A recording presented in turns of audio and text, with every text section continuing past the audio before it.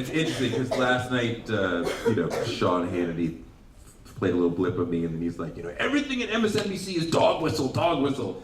As if, unless you're saying nigger, then it's not racism. Everything else is just, those liberals making a big, case out of it. Look, I think we all know that there are ways that the GOP, going back to the 60s, 1964, the beginning of the Southern Strategy, Richard Nixon, Ronald Reagan talking about, the war on drugs, crime, crack, welfare queens, crack babies. There's ways that they say things that the white working class, especially, and some white middle class people, understand, like, oh, you're talking about you're going to control the black and brown people, and this is the way they rally the wagons to get white working class people to come into the GOP and vote against their economic interests, because if they just voted for, and they just served the rich, which is what their economic agenda is all about, then they would not have enough votes to win a presidency. So how do they get white working class people to vote against their interests? They do things like their pro-life agenda,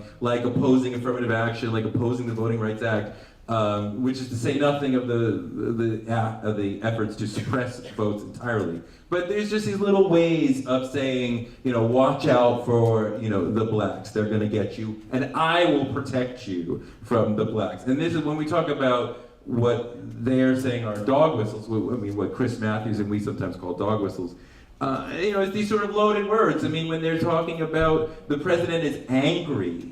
Have we ever seen a cooler, more collected individual on the national stage?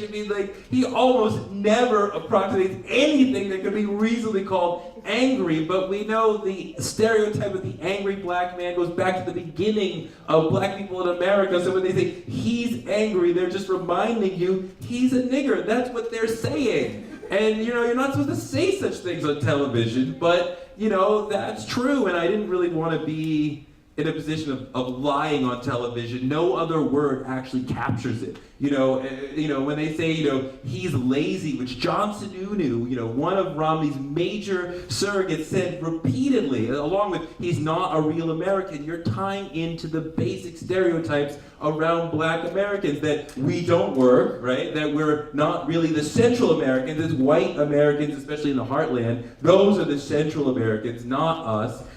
So they're just trying to lay all those stereotypes of black people on Obama as a way of saying, guys, he's black, don't vote for him.